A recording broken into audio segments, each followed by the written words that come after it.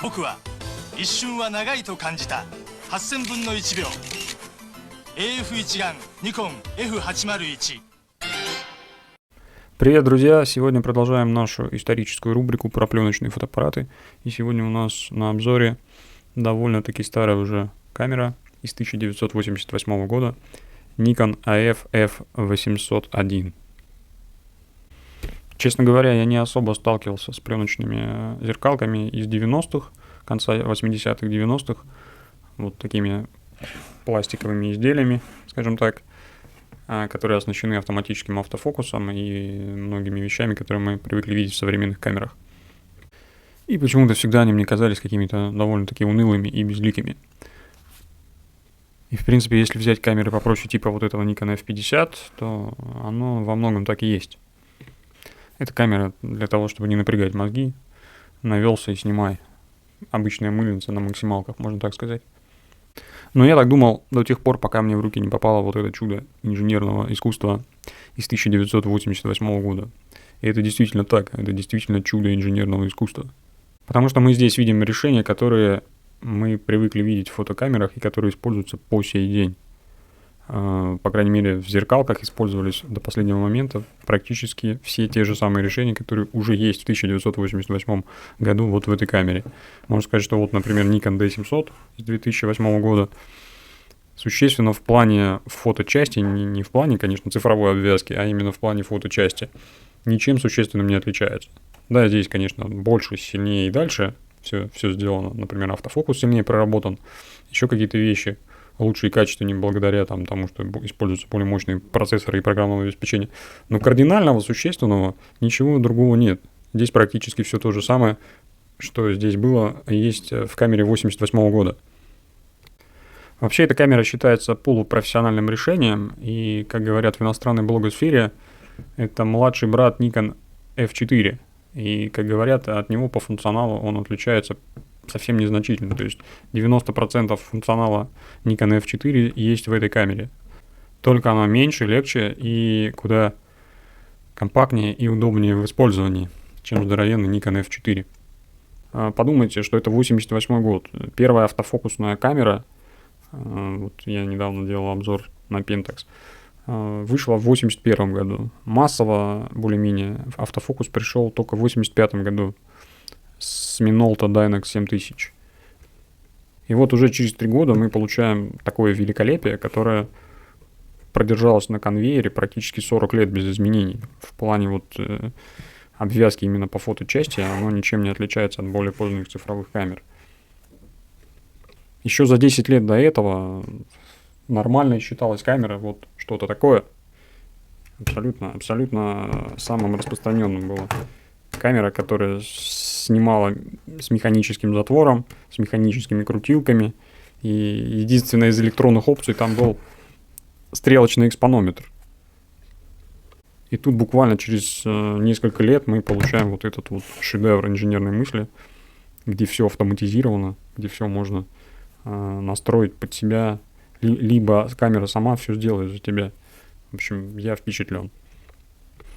Ну, конечно, для 1988 года одной из главных фишек это было использование автофокуса. Автофокус здесь, конечно, в таком зачаточном состоянии пребывает. Он довольно-таки громко, с ужасным шумом работает. Сейчас попробуем продемонстрировать.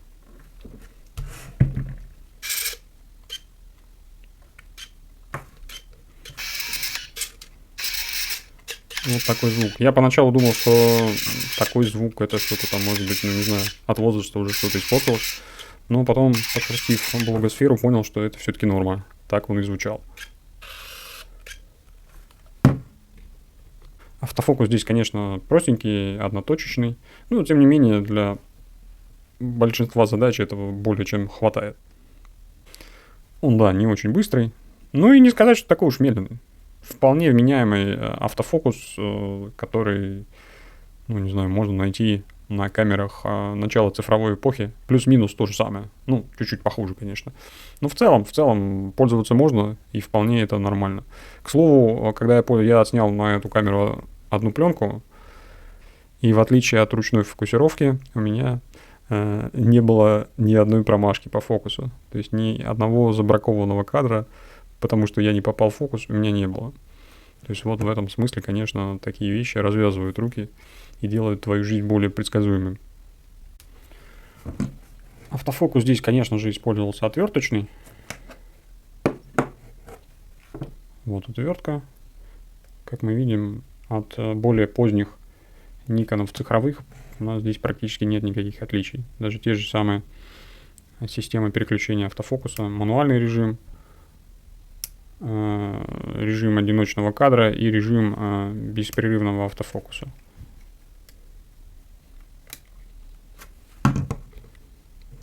Также вы можете использовать старую мануальную оптику Nikon, которая надевается сюда, и здесь есть в этом смысле хороший помощник, здесь есть электронный дальномер, который реально очень помогает. Он показывает вам, в какую сторону крутить фокус, и когда вы его поймали, загорается черная точечка на экранчике видоискателя. Также, если мы используем оптику Nikon AIS, то здесь у нас будут уже значения диафрагмы тоже передаваться. То есть вот, например, показываю. Например, вот у нас сейчас 1/125 секунды, на диафрагме 1,4. Но если мы будем ее менять, например, 5,6, то видите, выдержка у нас сильно меняется. Соответственно, в экспозиции при этом у нас, как вы видите, открыта диафрагма. Она прикрывается только в момент, когда мы делаем кадр.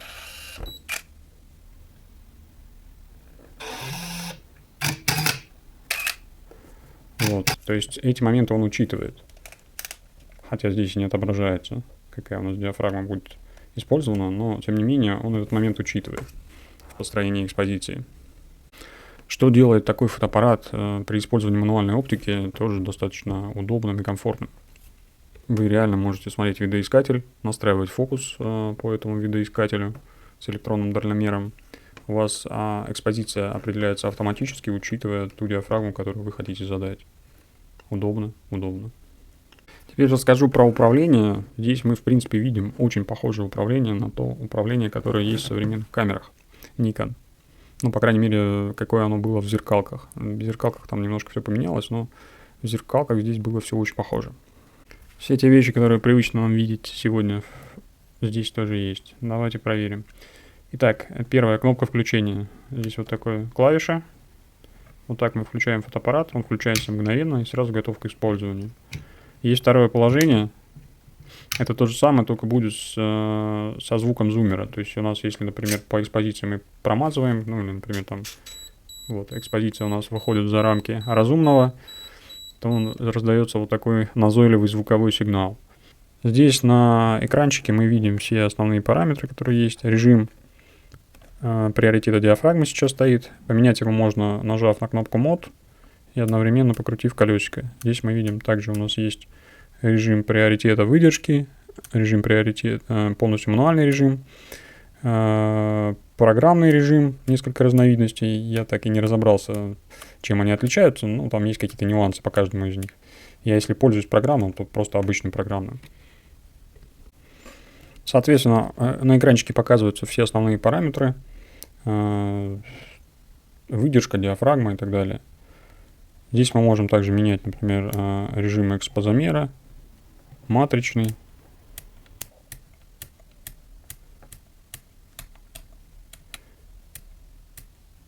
точечный,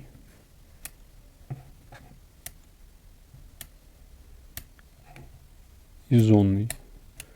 Здесь, по-моему, только матричный и зонный получается. Кнопка Drive мы меняем. Будет одиночный кадр сделан или серия кадров. Тоже с какими-то нюансами. Я до конца в этом не разобрался. Кнопка ISO. Ну, соответственно, меняем ISO. Здесь он может читать DX-код с пленки, но мы, с другой стороны, можем и любое другое значение установить принудительно. Вплоть до 6400. И в обратную сторону тоже. 32, 20, 12, 8. То есть какие-то нестандартные ISO мы можем легко установить принудительно, и это будет, скажем так, помогать нам выстраивать экспозицию. Кнопка задержки и спуска. Соответственно, мы тоже можем устанавливать разные значения, вплоть до 30 секунд, если не ошибаюсь. И здесь еще есть такая фишка 2F, то есть он делает 2 кадра. Ну, не знаю, кому-то нравится, мне кажется, это баловством. То есть он делает вначале по заданному значению, через 10 секунд, например, а потом еще дополнительно делает еще один кадр через 5 секунд. Ну, мотивируется это тем, что люди уже более расслабленной, так сказать, атмосфере, уже не ждут кадра, и вот такой неожиданный кадр приходит. Где-то это было в инструкции. Также здесь есть кнопка Memory, то есть мы можем задавать несколько значений настроек в память. Кнопка компенсации экспозиции. Можем добавить, можем уменьшить экспозицию. Здесь кнопка репетира диафрагмы. Ну и кнопка спуска затвора. Вот основные моменты, которые есть по этой камере по управлению. В принципе, все как на современных камерах. Практически то же самое. А, да, забыл, что есть еще кнопка блокировки экспозиции. Да, есть еще кнопка блокировки фокуса. То есть, ну, для, можно сказать, даже профессионального фотографа здесь есть полный функционал для того, чтобы с комфортом снимать. Все основные кнопки есть здесь для того, чтобы с комфортом управлять этой камерой без всяких вопросов. Следующая киллер-фича этой камеры — это просто гигантский, огромный видоискатель. Он настолько большой, что меня он, честно говоря, удивил. Он даже по размерам превосходит видоискатель в гораздо более позднем цифровом D700. Ну и внизу вот эта светящаяся полоса с дополнительной информацией просто выглядит волшебно. Вот здесь, на этой передней части, она тоже подсвечивается. Я так понимаю, это как раз обеспечивает эту полосу подсветку. Но она почему-то отображается и с внешней части. Я понял почему. Потому что часть света для подсветки вот этого нижнего экранчика сюда забирается вот из этой части, насколько я понял. И, соответственно, подсветка его тоже здесь отображается. Ну, в общем, это выглядит довольно футуристично. Особенно иронично это звучит для ретро-устройства. На экранчике видоискателя, как вы видите, точно так же, как на куда более поздних зеркалках, отображаются все те же самые параметры. Фокусировка, выдержка, диафрагма. ISO здесь не отображается, но все основное здесь видно.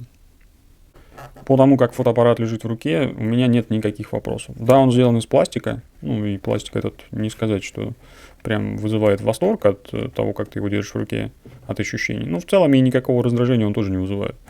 Дизайн, на мой взгляд, довольно самобытный. И меня он тоже не вызывает раздражения. И по-своему этот фотоаппарат мне даже кажется красивым.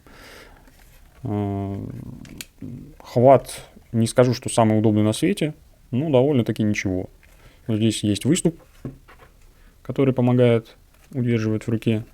Здесь достаточно легко и хорошо пальцы ложатся и обеспечивают довольно-таки удобный хват. Вот ощущения в руке довольно приятные. Может быть, не самые топовые, но проблем точно не доставляет. Как для ретро-устройства, хват здесь очень даже хороший. Одна из довольно-таки приятных фишек. Здесь используются 4 пальчиковые батарейки. Это, с одной стороны, придает несколько больше вес этому устройству, а с другой стороны, позволяет вам использовать довольно распространенные аккумуляторы. Не нужно покупать никакие дорогие батарейки, редко используемые. То есть вы можете купить обычные пальчиковые батарейки. Можно даже не покупать аккумуляторы. У меня просто были аккумуляторы, поэтому я просто их зарядил и вставил. Но можно купить батарейки Fix Price. И, к слову, где-то я читал такую информацию, что вот так мы закручиваем. Можно даже пальцем или монеткой закрутить. Довольно удобно. В общем, где-то я читал информацию, что обычных батареек в этой камере хватает на 105 пленок. 105 пленок. Это я не знаю, наверное, можно сказать, на весь срок жизни хватит этих пленок и этих батареек. В общем, на 105 пленок я его, конечно, не использовал. Но отснял одну пленку точно и игрался с ним довольно много. Крутил, вертел, нажимал, и батарейки не разрядились. Даже близко к этому не разрядились. То есть реально на очень долго хватает. Даже если это будет не 105 пленок, а, например, ну, там, не знаю, 10 пленок, то купить пачку батареек за 60 рублей в фикс-прайсе — это ни о чем. Также есть здесь такая фишка, это вот эта задняя крышка. Она не на всех аппаратах используется. То есть там можно было, я так понимаю, при заказе выбрать разные модификации. Вот мне досталось с вот такой модификацией. Здесь можно впечатывать дату на фотографию. Тут надо тоже установить батарейку плоскую. У меня, кстати, была такая батарейка, поэтому без проблем я установил. Как выяснилось, здесь есть нюанс, потому что дата здесь рассчитана максимум до 2019 года. С 88 по 2019 можно выставить. Видимо, никто не предполагал, что в 2020 и так далее годах кто-то будет использовать эту камеру. Поэтому мне пришлось установить некую другой год. Я вот установил 0.4 вместо 24. Формат даты здесь меняется. Можно в разных позициях менять местами год, месяц и день. Ну и, собственно, на этом все по этому функционалу. Давайте откроем крышку. Крышка открывается при помощи вот этих двух клавиш, которые надо свести между собой. Тогда откроется крышка. Здесь мы видим ламельный затвор, какие-то группу контактов довольно большую. Камера может считывать DX-код с пленки. И затвор здесь, к слову, обеспечивает выдержку 1/8000, что редкость не то что для того времени. Вот, например, Nikon F50 может обеспечить только 1/2000. И это уже неплохо. Многие камеры там еще незадолго до этого обеспечивали максимум 1/1000. Показать, как работает затвор, я, к сожалению, не смогу, потому что камера не дает делать кадр, если крышка открыта.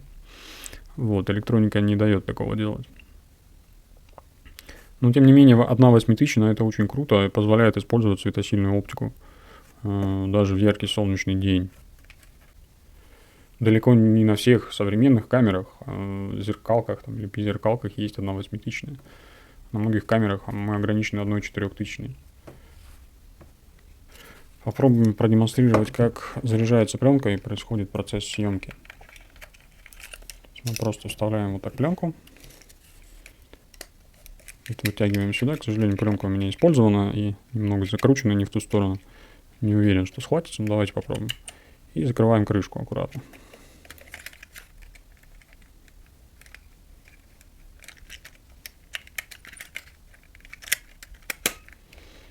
Вот так. Далее включаем камеру.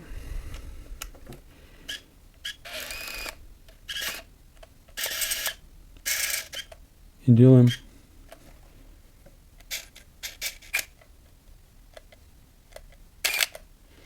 да, все зацепилось и сработало. Вот видите, мы сделали первый кадр, уже второй кадр на счетчике. Ну и когда мы дойдем до 36-го кадра, автоматической перемотки назад нет. Для того, чтобы смотать, мы должны будем нажать на вот эти две кнопки одновременно с перемоткой. И пленка в этом случае смотается. Смотается она полностью в катушку, поэтому сейчас демонстрировать, как она сматывается, не буду. Но зато продемонстрирую вот этот великолепный звук, который мы имеем в этой камере. А звук этот очень напоминает вот эти вот фильмы из 90-х, когда там какой-то репортер бегал и все фотографировал. Вот именно с таким звуком снимали камеры. Вот послушайте.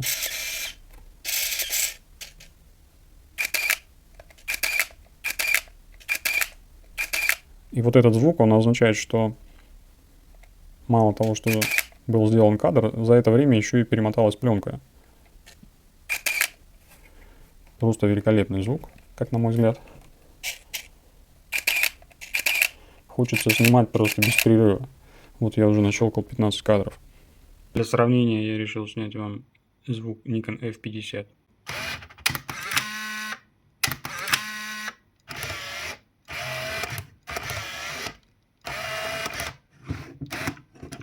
слову, когда я зарядил сюда пленку, я планировал там, может быть, в течение недели, месяца или полугода, как это обычно бывает с пленками, снимать эту пленку, но эта камера так и подмывает что-нибудь поснимать.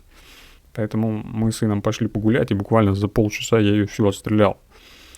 Благо этому способствовало многие вещи, например, то, что здесь есть автофокус, то есть очень быстро можно скомпоновать кадр и быстро навестись на фокус и быстро его сделать. Камера включается мгновенно и мгновенно готова к работе. То есть мы практически моментально можем снимать в любой удобный момент. Плюс здесь, все, скажем так, автоматизировано, не надо выставлять долго и мучительно все параметры, выдержки, диафрагмы и так далее. Поэтому в этом смысле, конечно, снимать одно удовольствие, с одной стороны. С другой стороны, вся съемка превращается, отличие вот в плане пленочной съемки от цифровой. Вот я, например, хожу с Nikon D700. И, честно говоря, какой-то существенной разницы в плане ощущения от съемки уже не наблюдается. Они пропадают. Очень легко забыть, какой камерой ты снимаешь. Да и результат, честно сказать. Я отснял пленку, отстрелял. У меня была в запасе просроченная 20-летняя Kodak Gold 100. Ее вставил, отснял, и в отличие от обычных съемок на всякие зениты и другие старые механические камеры, у меня здесь не было ни одного бракованного кадра. Не было ни одной промашки ни по экспозиции, ни по фокусу, как обычно это бывает. Ни даже ни одной царапины и артефакта на пленке, как вот тоже у меня бывает частенько, там все что-то зацарапано. Здесь этого не было. То есть такое ощущение, как будто вот я отдал это фотолабу, мне прислали сканы, как будто у тебя, ты просто походил на цифровик, все это поснимал. Да, есть, конечно, какие-то нюансики там по цветопередаче и так далее, но они не такие уж великие. То есть если не знать, то ты и не отличишь, что ты снимал это на пленку, а не на цифровик. Поэтому, конечно, в плане удобства, в плане такого вот комфорта от съемки тут вообще нет никаких вопросов. Камера просто великолепная. Бери, снимай, радуйся. Плюс здесь я могу использовать практически, у меня довольно приличный парк, не только, допустим, вот этот полтинник автофокус. Есть другие объективы никоновские, которых у меня довольно-таки много. И мануальные, и автофокусные с отверткой. И я их все могу использовать на этой камере. В общем, во всех смыслах удобство и комфорт. Бери, снимай. Получишь, скорее всего, хороший результат. Если зарядить туда хорошую пленку, и у тебя не будет практически брака. Плюс у тебя сильно расширяются возможности по использованию оптики и так далее. Но в этом и основная проблема. Потому что снимать на такую камеру при всем ее великолепии довольно-таки скучно получается. Это ничем не отличается от того, что я снимаю на цифровую камеру. А для меня все-таки пленочная фотография — это больше про ощущение, про то, как ты держишь в руках это металлическое изделие, вращаешь крутилки, наводишься на фокус не с первого раза, постоянно куда-то мажешь. В общем, сам процесс для меня гораздо более увлекателен, чем результат. Но если у вас другое мнение, если у вас, по-другому заточен мозг, и вы ориентируетесь больше на результат, то результат вот подобного рода камеры обеспечит вам гораздо лучший. И не только результат, но и удобство в работе. Плюс гораздо меньше процент брака. Просто вот в десятки раз меньше будет брака, чем при использовании обычной старенькой механической камеры. Так что вот такой получился рассказ. Напоследок еще пару великолепных звуков. Вот так вот можно просто пленку отщелкать за несколько минут. Камеру крайне рекомендую. Это же шедевр инженерного искусства.